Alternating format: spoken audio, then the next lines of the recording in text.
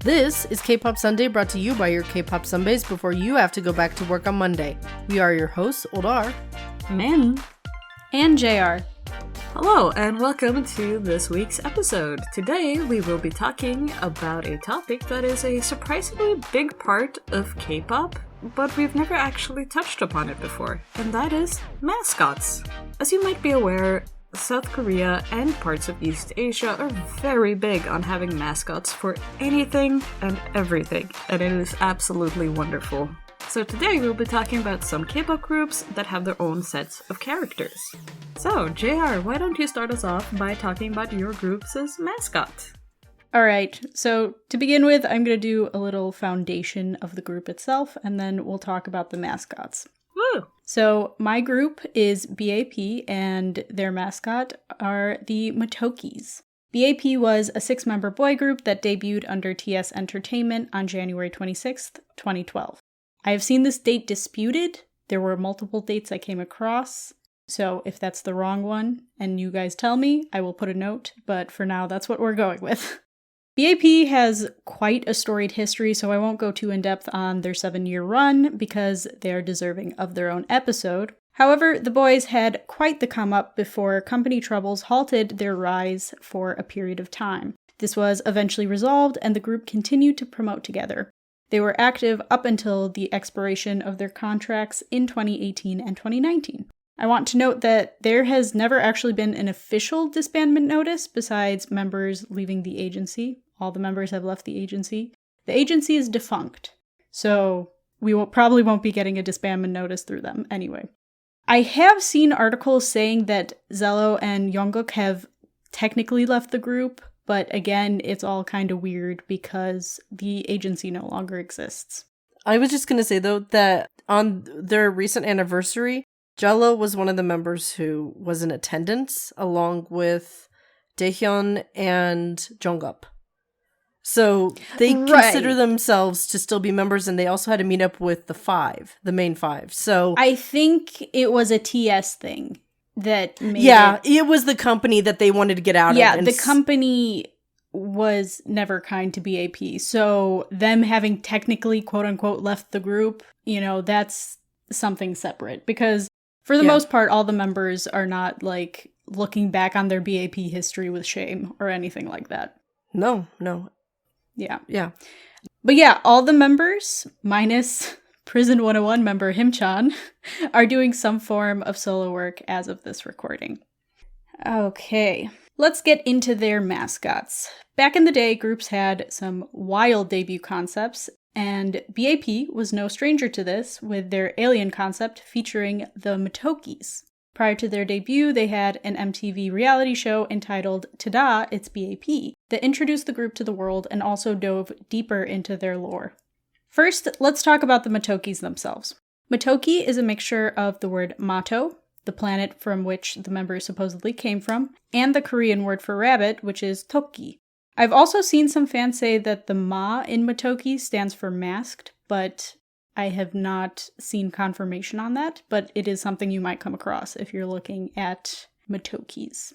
So, Matokis are depicted as rabbits wearing masks, and the name is often shortened simply to Mato.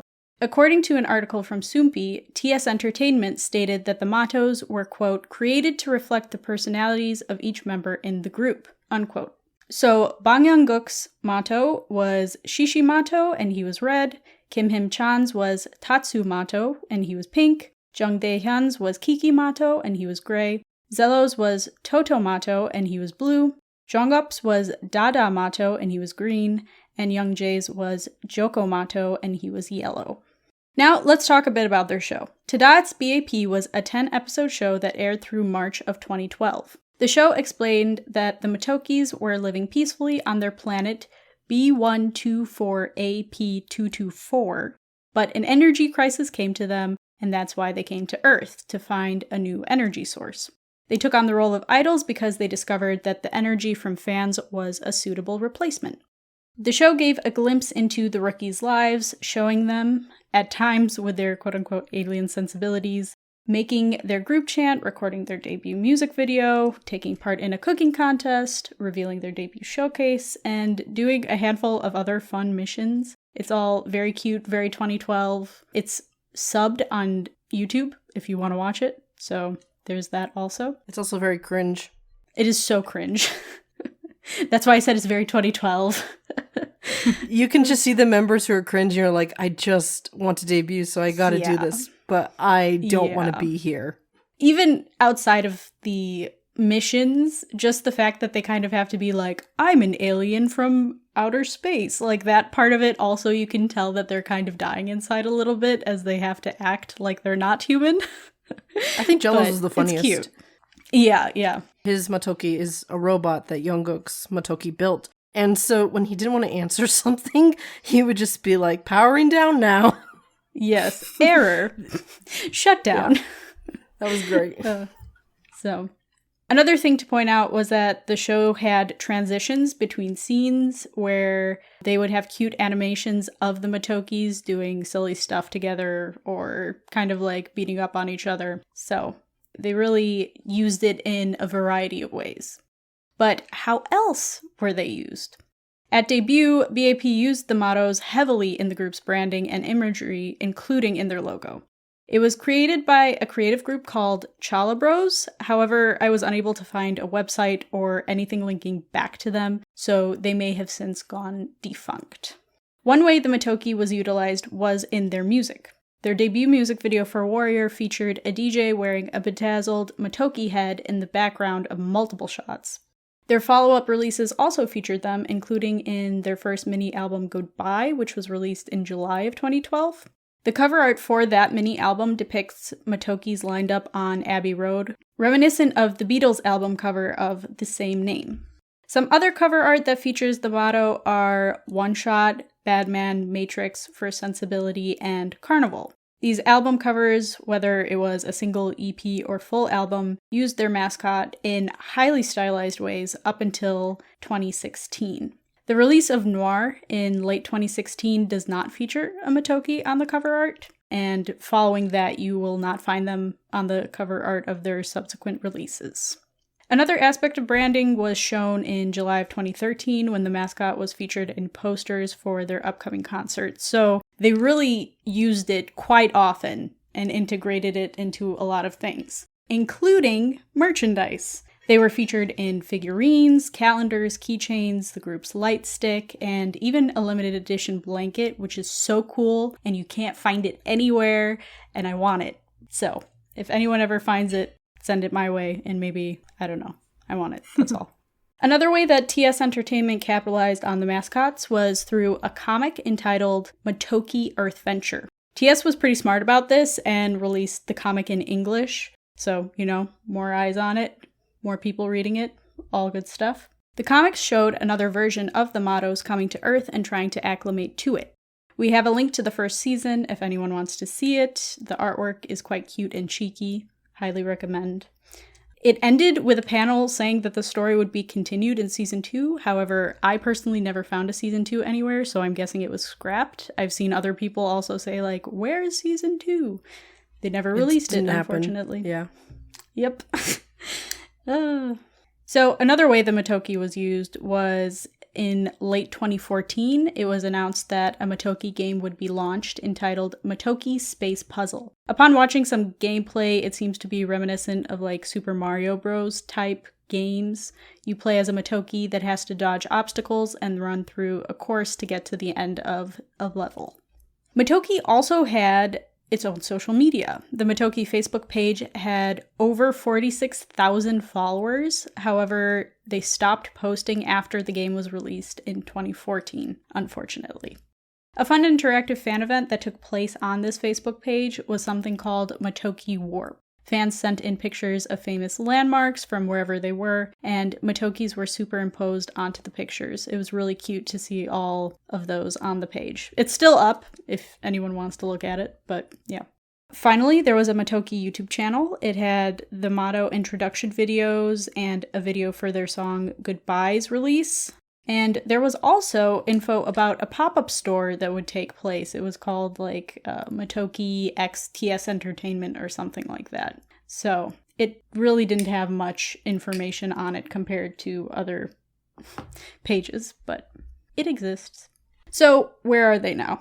The Matokis eventually were phased out of use. The last time that they were really used seems to be around Carnival era, which was in 2016. The cover art featured the Matokis on an open-top Jeep with tons of balloons around them. However, there is no reference to them in the title track Feel So Good music video. The Matokis are still loved today. You can find fans selling merch with them, and if you search the hashtag on Instagram, you'll find that fans tag Matoki when posting about the members' solo projects, which I thought was really cute. It's like a little piece of b.a.p is still living with them. But personally, I think it's understandable that the Matokis were dropped. The group went in a different direction following Carnival, a more mature direction, I guess you could say. So while it's disappointing to lose the beloved icon, it also kind of makes sense. But, you know, that is a somewhat condensed history of the Matoki. Min, you said you had something to add? Yeah, so have you guys heard about the subreddit MID? Yes. Mm-hmm. Yeah, on TikTok and most short video platforms, content farms for just reading posts from MID Mm-hmm. is a very prominent thing. And one of these was called MID for asking my fiancé to remove her K-pop tattoo. The original Reddit post has been deleted, but it is still... It's the internet. This post is still out and floating about. And basically it's a dude being very insecure that his girlfriend has a K-pop tattoo in the tramp stamp region, which was so popular in the 2000s. And he described this tattoo as a mascot of her favorite K-pop group that use bunny rabbits that represents them. The one she has wears a red mask/bandana, since that one represents her favorite member of the group. And K-pop fans very quickly was like, oh, that's Matoki's. Oh, that's CeeLo's Matoki. Oh. Okay. Oh, no. And this dude's main issue was that he thinks K-pop is childish and thinks that his girlfriend has branded herself to another man. Things did not end up well for this man, but the funny thing is, on one of these MID videos on TikTok, CeeLo himself commented and was like, hey, that's her choice, that's her body, I love it, and that's a very cute full circle moment. That's so funny. I had the same opinion that a lot of other people had, where it's like, it's the Matoki, not a member's face. Which Yeah, I could see right. that could be creepy, because there are some absolutely creepy, like, not face tattoos, but tattoos of people's faces from K-pop who aren't really done well. There are a lot of those out there. But this is a Matoki, and it's if it's a Matoki, it's probably a really good tattoo. And also, it's like, are you gonna pony up the money to get the removal, first of all? I don't think he would. Yeah, he wanted her to remove them or cover it up with a tattoo representing their relationship more. I just find it really fun because, like, CeeLo doesn't post anything on TikTok. He has no videos, so seeing a comment from him himself being supportive is peak 10 out of 10. Yeah, and also I think he's another member who's got tattoos as well. So, of course, he would be supportive. He's like, it's your body. Yeah. I think all the members have a tattoo. Anyway. I wouldn't be shocked. A cute full circle moment for this one. Yes. One fan. Being validated by your favorite idol. I love it. I hope that she heard that when, like, her boyfriend was being unreasonable, and from what it sounds like, she knew that this was unreasonable. I hope that she saw Jello's response and was like, oh. Mm-hmm. That's the thing. When something like this goes this viral, like, you could probably live your life with your significant other posting on Reddit and you don't necessarily know about it, but when these go viral, especially this one is so specific, like, she had to have come across it. So. I hope she dumped him. I haven't seen any updates for the story, but hopefully it all ended well and she left this dude, because red flags all the way. Yes. Yes. Get out while you still can. Anyway, shall we move on? Yes. Why don't we go on to Oldar? So, BTS is well known, and as they've had multiple storylines in their music videos, it's probably no surprise that their mascots would have a story as well. BT21 weren't their first characters, but they are certainly the group's most active. In October 2017, the first teaser of BTS's collaboration with Line was released. For those of you who don't know, Line is a Japanese messaging service similar to Kakao. It has its own characters, with the most famous one being Brown, which is a brown bear. These characters can be used as stickers in-app, and also come with an extensive merch line. For this collaboration, BTS were tasked with making their own characters that would join the Line character roster. Over 13 episodes, the process was captured for fans as the members sketched their ideas, and then Line artists redrew them in the company's style. After they were finished, they became stickers fans could send to their friends in Line and also on Facebook. Then, short animations of the characters came out soon after on YouTube. The reception to this collaboration was overwhelmingly positive. Since then, the story, merch, and reach has expanded. The basic storyline is that BT21 want to become universe stars, which is the term they use for celebrities known throughout the universe. Each member has their own past that leads them to being part of BT21, whose name is a combination of BTS and the 21st century. They are idol trainees brought together to debut like BTS. Keep in mind, though, that BTS has multiple stories that loosely recreate parts of their own story, with the BTS World mobile game being the closest. The main storyline, not all the other sub-storylines. BT21's rise to being superstar idols also echoes this. There are 7, technically 8, main characters. Tata is an alien and was designed by V. It has a red heart-shaped head, yellow lips, as well as a blue and yellow dot body. It's basically the main character, as Tata's departure from its home planet eventually leads to BT21. It's the second child in the royal line and decides to leave home due to the stifling lifestyle. Wanting to spread love on Earth, Tata felt like social media would help. After seeing BTS, or at least a similar group to them, this little alien assembles a group to help achieve this goal. RJ is an alpaca with an orange neckerchief designed by Jin. RJ's family is in the business of selling their fleece, but RJ hates shaving and happily leaves with Tata. Cookie is a pink bunny designed by Jungkook that likes to box and work out. After one friend got hurt and the other ran away, Cookie ended up in BT21. Koya is a blue koala designed by RM that has detachable ears. It sleeps a lot and dreams. Interestingly, Koya's best friends are eucalyptus leaves.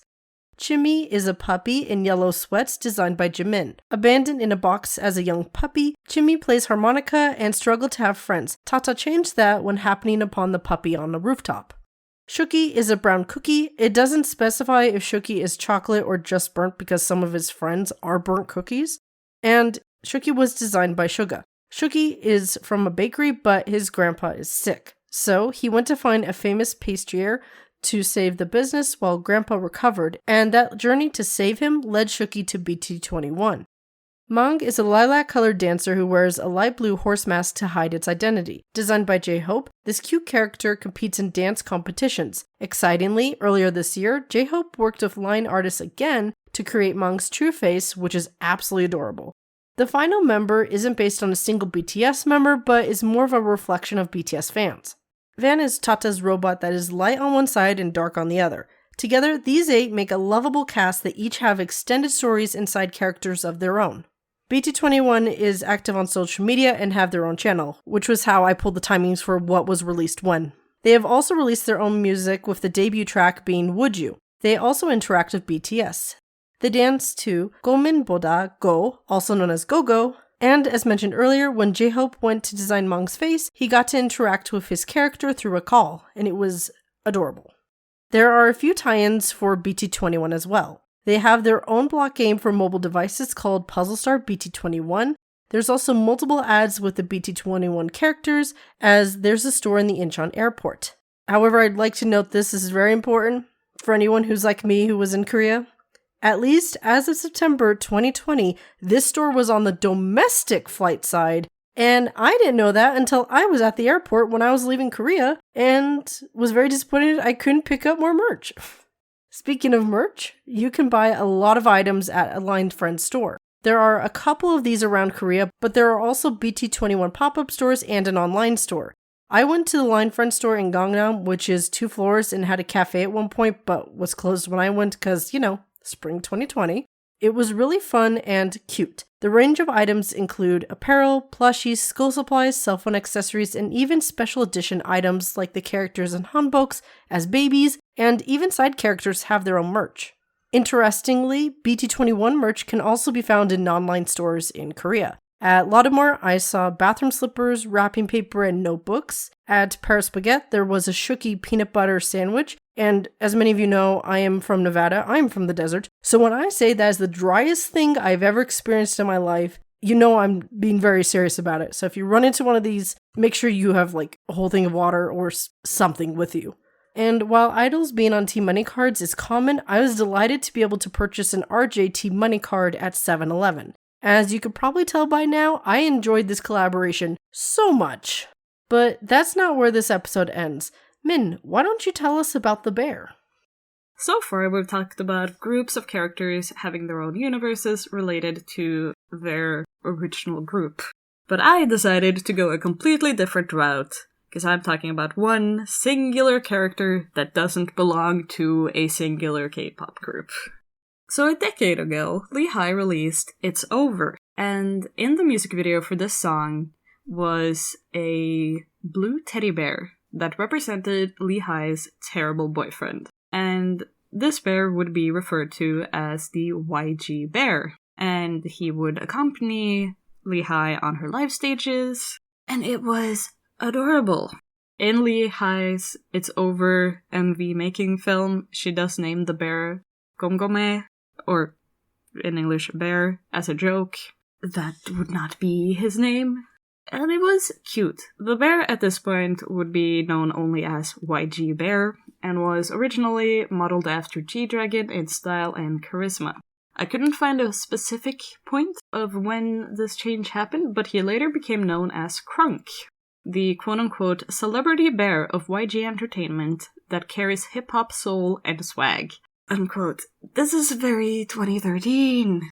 But this was also, probably one of the last times when YG referred to itself as being a hip-hop company, because that whole identity of being a hip-hop company is long gone now.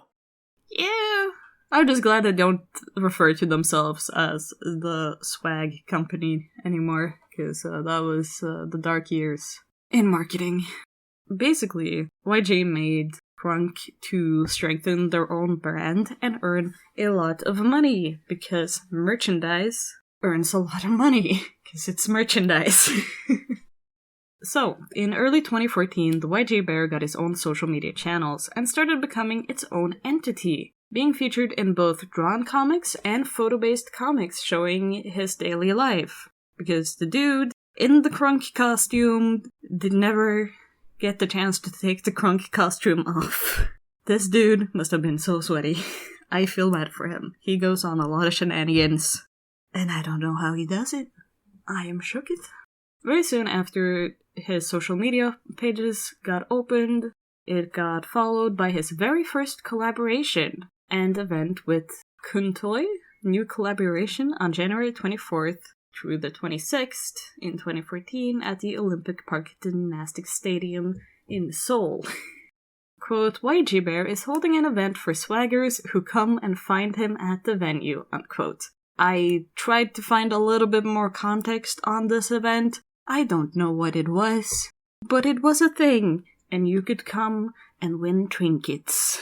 And this was just the beginning of many, many more events to be held, like the KRUNK pop-up store at Seoul Ping Pong Club, which featured the first KRUNK Pong Championships, which there would be multiple of. And if there ever was an event that YG hosted, there will be new KRUNK merch to match. And he also continued to having his own events and his own collaborations, even up until this day. Seeing as KRUNK is essentially a teddy bear, KRUNK plush toys was an inevitability. And soon the first line of Big Bang x YG Bear collab came to be, and it featured a bear for each member of the group dressed up in their iconic outfits from all of the members, like T.O.P. KRUNK being in a blue suit with a pink mustache. 10 out of 10. We love Doomdara. Another collection of iconic KRUNK merch would be the art toys that started off as blind boxes, with a total of 10 different Big Bang KRUNKs, and there have been so many other art toys, amongst a myriad of other merch, like stickers. I saw an umbrella, I saw a neck pad. If there is a merch, there is a KRUNK merch, and it is probably adorable. But there is a little bit more to him than just merch. The KRUNK origin story goes as follows. KRUNK was spending numerous days at home doing nothing, and one day he had eaten all of the food he had at home. So, he went down to the YG cafeteria to eat. And after eating all of the food in the cafeteria, he was asked to help out in the studio for the recording of It's Over. And this is where the producers spotted KRUNK, and tada, that's how KRUNK became KRUNK. It's a very deep story. Such an intense plotline. In 2016, he got his own YouTube channel, which he started off with a dance video, and he later followed up with reactions, challenges, interviews, and vlogs. And to this day, the KRUNK YouTube channel is still active and thriving. Now you'll see a lot of videos of KRUNK following Blackpink on tour and hosting fan events like random play dances and fan signings. He is very interactive with the YG fandom, and he is a very skilled dancer, and I do not understand how the person in the suit manages to dance as well as he does. Because that thing must be awful. Whoever that is needs to debut. Yeah. They're on to something. I wonder if they ever use trainees. That'd be interesting. But then when are we seeing them debut? That'd be an interesting way to do like a debut showcase. Or like showing off like their trainees where it's like, this person is in the KRUNK suit. If they can do it in a KRUNK suit, imagine what they can do without a KRUNK suit. It'd be a selling point. It would. That's how new YG really trainees impressive. get hazed. They have to do the gauntlet of the KRUNK. But if you do though, then it's like sure that you would debut. Like they're not gonna do one of those stupid shows where it's like, ooh, are we gonna debut everyone or aren't we gonna debut everyone? None of that nonsense. It's like, this person, can they endure the KRUNK suit? If they can, Yes. they are set to debut. KRUNK is also very active on both Twitter and Instagram, which is super fun. But KRUNK is not only just a cute mascot, he is also one of YG Entertainment's official recording artists, releasing his debut single on September 19th, 2017 with I Can't Bear. The MV for this song pretty much follows KRUNK through a day of dance practicing, eating, meeting fans, and eating some more. The man loves food, and I can respect that. The song doesn't actually have a vocal track, and it's more just trumpets mimicking the rap, since KRUNK doesn't ever actually speak, which is very interesting for a bear that hosts a lot of interviews. That's so cute. He does not speak. He communicates through holding up the little signs and pointing.